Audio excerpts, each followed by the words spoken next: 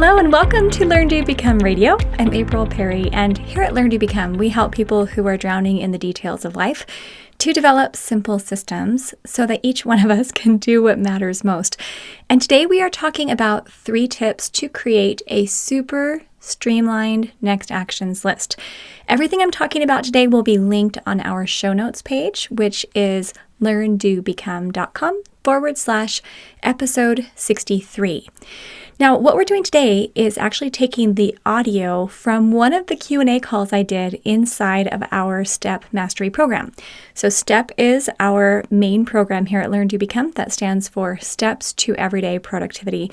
Basically, we help people who are drowning in piles, who have thousands of emails and tons of paper and super long lists, and who feel overwhelmed. And what's so interesting is whenever I tell people what I do, I hear, ooh, I think I should look at that, because pretty much all of us are overwhelmed because so much is coming at us, more than ever before.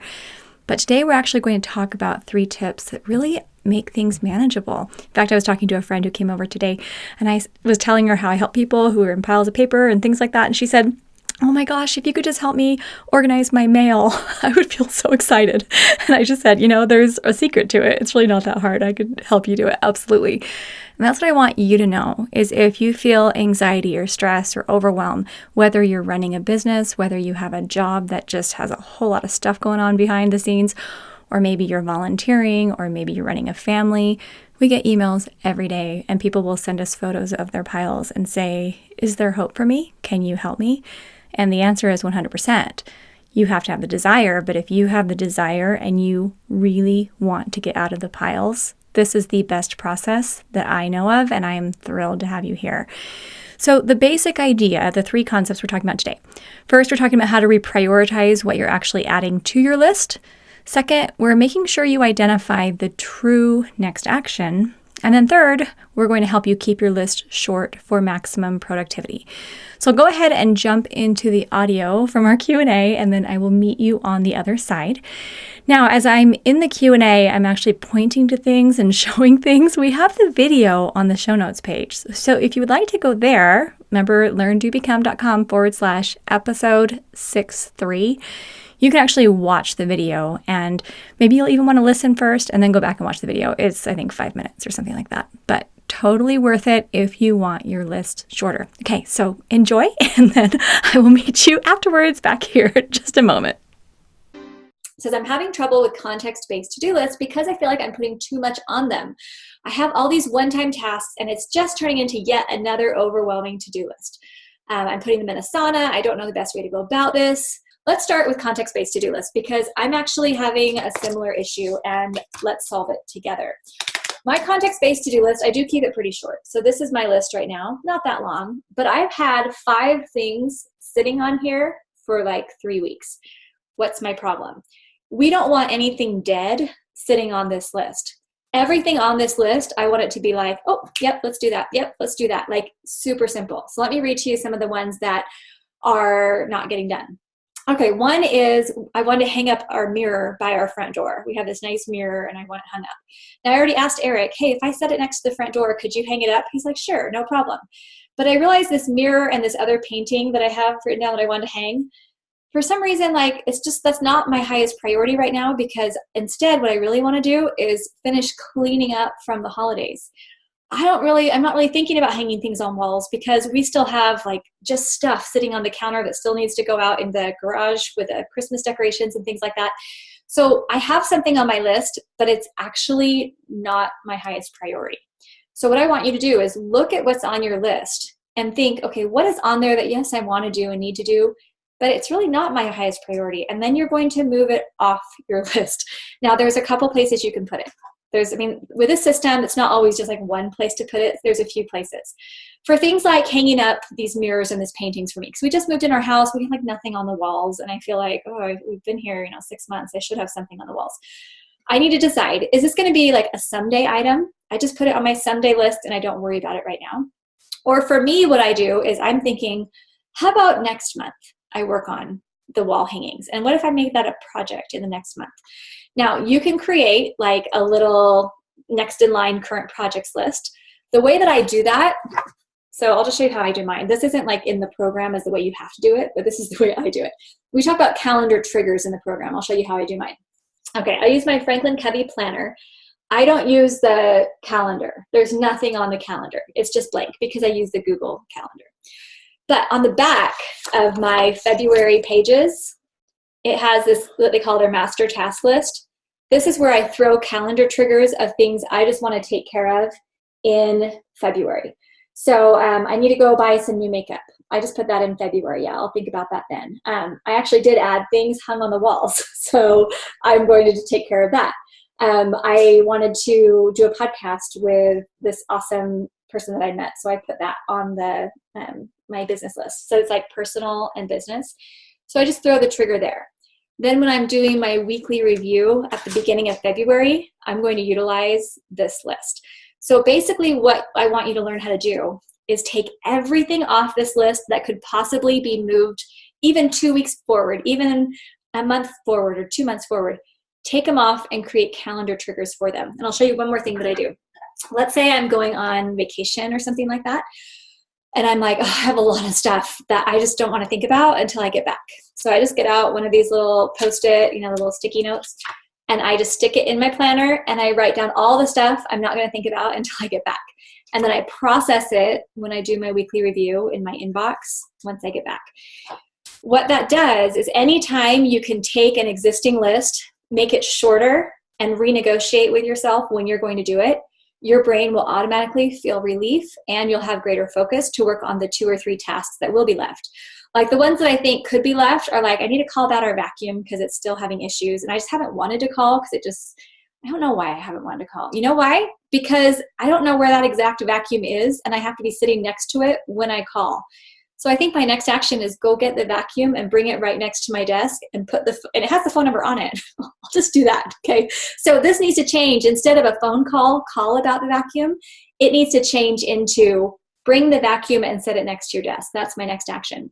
So step number 1 that we talked about is that what you have on your list isn't really a priority, so you can reprioritize, delay it. Number 2 is that you haven't really identified the next action. When you really do identify the next action and make it so simple, you're going to move forward on it. But I would have a rule, like figure out what number of items in each context feels manageable to you. For me, it's actually like 2 per category, per context feels manageable to me. Any more than 2, I start feeling stressed. So figure out what works for you. Now, David Allen, he has like 20 or 30. He just talks about having this list. He doesn't care if it has a lot on it. That's fine if that's how he works. That's not how I work. So 2 or 3 things max for me. Okay, so hopefully that can be helpful. All right, I hope that was helpful for you, and I actually want to share how I am implementing the exact same things today.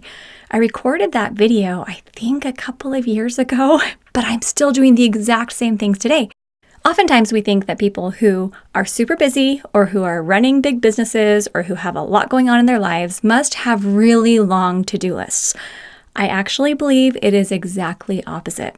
People who are able to do things that require a lot of brain power or coordination, management of details, typically have a system that helps to keep it simple because otherwise you would go crazy. The only way I can manage taking care of myself and my family and running a business is because I have this system in place. I literally use it every day. I don't have one pile in my life. And I know that sounds kind of crazy, but I grew up with so many piles. So I know what it's like to be drowning in them and living with them all the time, and I don't have them anymore. So I'm going to go back through those 3 steps that I talked about in the video and give you a today version. All right, so the first one, reprioritize what you're actually adding to your list. This is so important because many times, because we are compassionate and because we're responsible and because we care deeply about other people, we take on more than we can manage. And we'll say, oh, sure, I can take that. I can take that. Oh, I'd be happy to help you. Oh, yes, give it to me. I'll take it on for you. And what that does is it creates a lot more stress. So the basic concept I want to explain today is that anytime we say yes to something, then something else has to move on our list.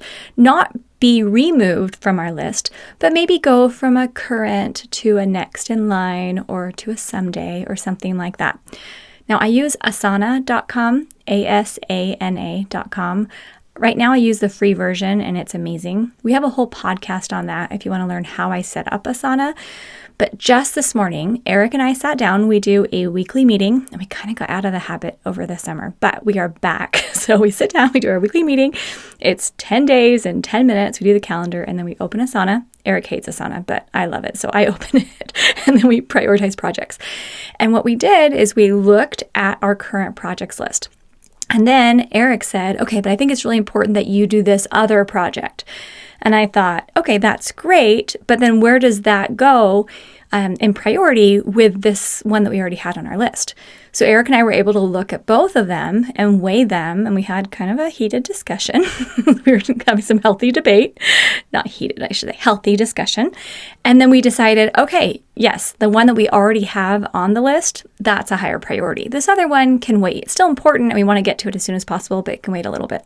So we moved things around because by the end of our planning session, the goal is to have a very, very simple list that feels good, where you don't feel stressed out. You don't have to feel like you have to spend 20 hours that day trying to work on things. You just think, all right, this is what I'm working on today and tomorrow. And then when that's done, I'm going to add in the next one. And if tomorrow gets super busy because we have a big meeting planned and there might be a lot more going on, that's okay. Things are waiting patiently for their turn. But just being able to have that skill to know how to prune the list or know how to reprioritize and have a very simple current projects list, that's what helps you to breathe. If you're waking up with panic attacks or you're continually feeling like you are just having too much put on you, it's probably because if you actually sat down and wrote down all the projects that you were trying to do, it would just be enormous. And you'd realize, oh, hang on, I'm actually making a list for someone who's superhuman or someone who has 40 hours a day, which we don't. We're human. And I'm not apologizing for that. And I don't think you should either. Okay. All right, let's go on to the second one, understanding the true next action. All right, this actually is something that I still catch myself struggling with, and I want to share exactly what I do. Whenever something has been sitting on your list for a while and it's not getting done, I really believe one of the main reasons is because you have not clarified in your mind what that next action is. Now, David Allen, in his book, Getting Things Done, totally inspired me. It was back in 2009, I believe, maybe 2008, when I was reading his book. And I had this big project that I was working on that was stressing me out every day. I didn't work on it at all. I totally procrastinated it. And it was a business Eric and I were starting that didn't end up working out, but I was working on it. And when I read Getting Things Done, and David Allen clarified that a next action is that next specific visible activity that will lead your chosen project toward completion, I thought, okay, let me actually boil this down. My next action is really just to get on this specific website and get this specific piece of information. That's all I needed to do, and it wasn't that hard. As soon as my brain could feel like I could move forward, I just started breathing again. And that's when I got so excited about helping people. And that's what ended up fueling this whole STEP movement, which we're so excited about. One recently, Eric and I are thrilled to be working with Mentors International. They are an amazing nonprofit. We have been donating to them for a couple of years now, and we're actually going to be traveling with them to Dominican Republic to be able to look at one of their offices and figure out what they're doing. We're so excited to potentially be helping them more with their training and even take our STEP system into the lives of mothers, mostly women, not all women, in some of these developing countries as they are starting businesses with microcredit loans. Now, if you haven't heard about microcredit loans, it's pretty amazing. Basically, they donate somewhere between $100 to $500 to help people to start businesses, and then they support them in doing it. So we are thrilled about this. And we're actually taking our team with us, which is going to be amazing. Super excited about that. And what's happening is as we go into Mentors International and we're exploring, we want to be able to bring with us some information about how we can be most helpful. And they sent us their current curriculum so we could review it so then we could know how we could be most helpful. I'm literally so excited about this. Like my heart's pounding just thinking about it, because sometimes my biggest worry is, oh, what jeans at Old Navy fit me or something like that. And that seems so silly when some people are just trying to figure out, how do I feed my child? Or how do I help my children go to school? So important. And the potential there is beautiful. And I just feel privileged to be able to be in a position where we can be helpful. I hope we can. I'm like praying we can. Okay. But my next action was to send our team the Mentors International curriculum. However, I wasn't doing it, and I was trying to figure out why. The reason why is because it was sent to me as a file download, which I downloaded to my computer, but I think it's too big of a file to email. So I realized, you know what, my next action is most likely to upload that file to Dropbox and then send the Dropbox link to our team. So instead of writing on my list, send Mentors International curriculum to our team, I need to write, upload the Mentors International curriculum to Dropbox. Once I do that, I can just copy the link and send it, and it's not that big of a deal. So it's little things like that when you figure out how to make it simpler, then it doesn't feel so hard. And sometimes people say, well, how do you even have time to think about things that are bigger? Or I'm just trying to get my, basic bills paid or the basic stuff going on. And I get it. We had years and years where it was like this. But the way big things happen is the same way little things happen. It's step by step. It's little checklists. It's little project lists. It's just that different things are going to appear on your projects list.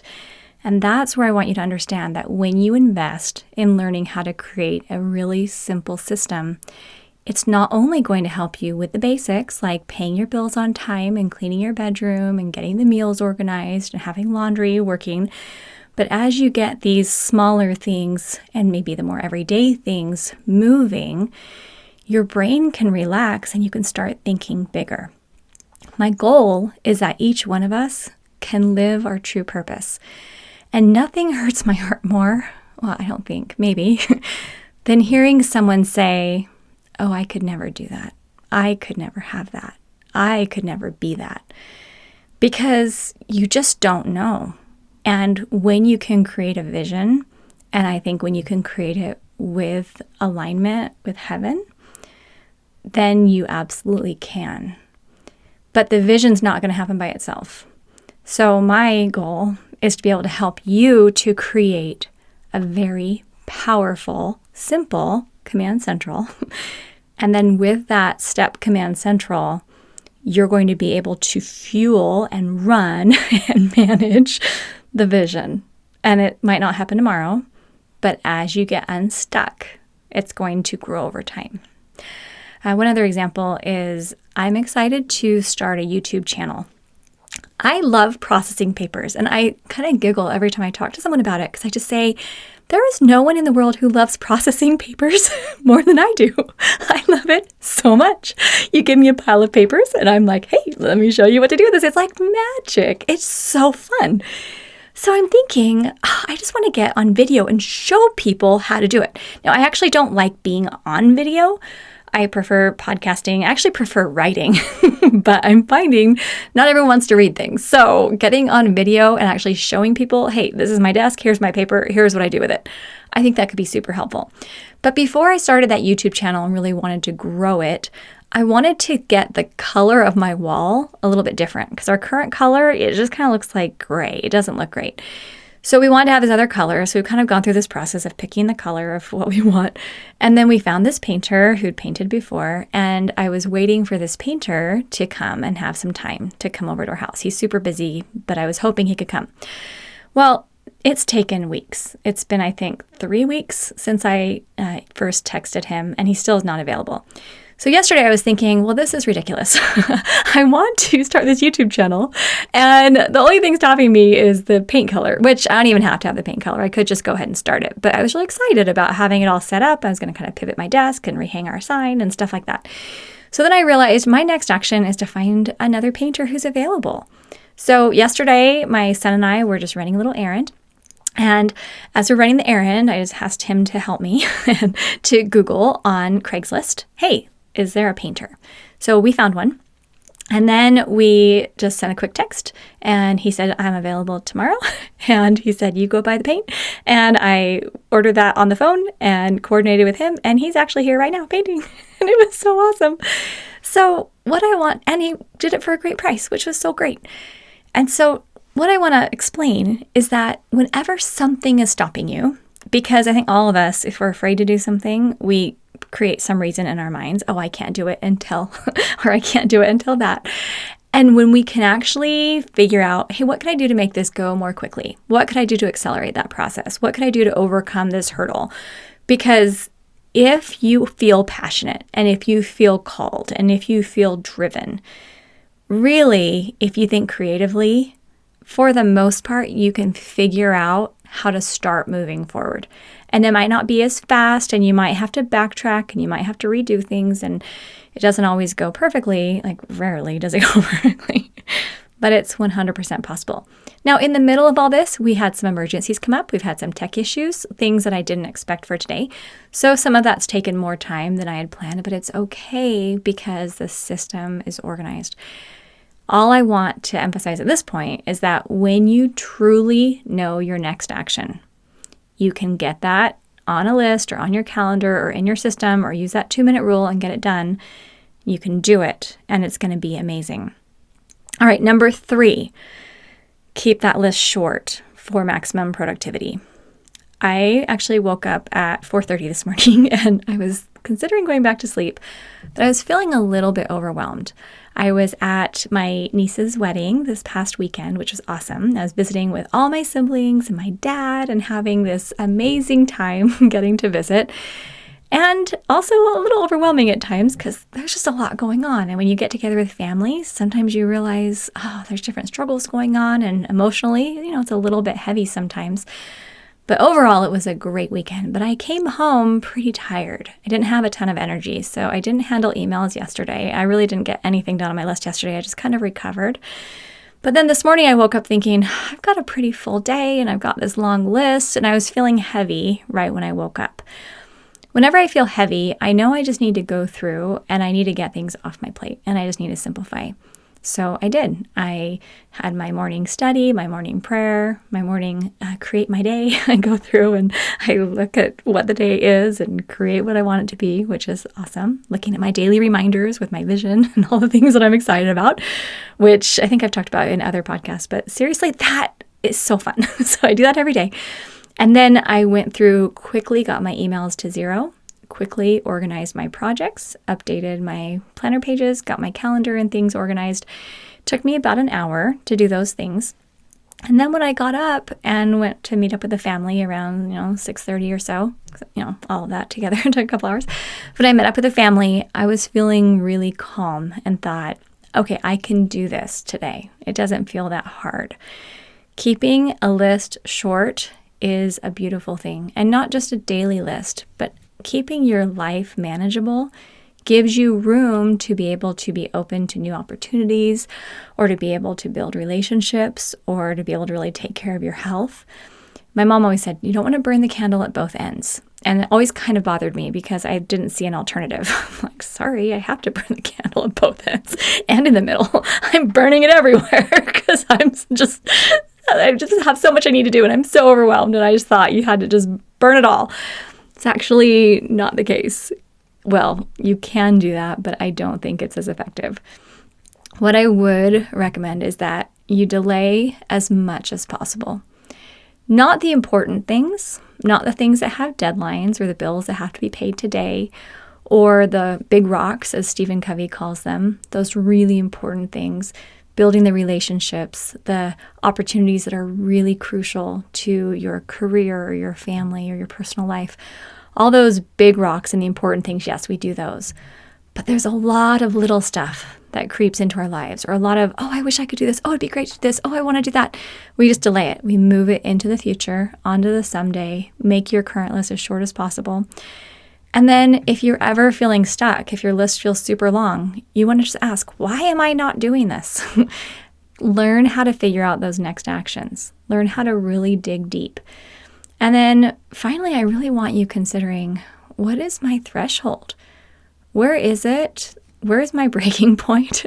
Or where is that point of overwhelm? And then let's stay as far away from that as we possibly can. There isn't one thing that's going to make us happy or successful. It's a lot of things all working together. You know that. But what I do believe is when we can put these things on paper, have our solid routines list, a simple calendar, a very small current projects list, and the step command central to support you, I believe that at that point, when you have that system, it helps you to be able to become more in alignment with God. It helps you to be able to think more about your vision and your purpose. Simplicity, minimalism, decluttering, a lot of these words just speak to our hearts, right? There's a reason why Marie Kondo's Netflix series totally went crazy. It's because none of us want to have clutter everywhere in our lives. We want clear, clean, beautiful space. And that is 100% possible. Thank you for being with us. If you are brand new here and you're thinking, how can I build my Step Command Central? Our STEP program can help you with that. You can learn at learndobecome.com/step. We'll also have a link to that on our show notes page if you want to watch the video or review anything I shared today. learndobecome.com/episode 63. Just the numbers 6 and 3. We're thrilled you're with us. Great things are happening. I can't even tell you how excited I am about it. There's a whole lot of projects going on, but not all by me. A lot of them are in process with people who are helping us, which I love. And I'm so grateful for our team at Learn, Do, Become, for our community, for Eric, who seriously keeps all of this going and supports me behind the scenes. You don't hear from him very often right now, but he actually is excited to be on video more, to be doing more podcasting and getting out in front a little bit more. So that's coming too. And thank you guys for all of your support on the Step for Students promotion we just did. If you're new to that, go to learndobecome.com/S4S, S and the number 4 and then S, Step for Students. It's fantastic. Our daughter Grace is taking care of that, and so many fun things are coming. So, all right, I'll close up for today.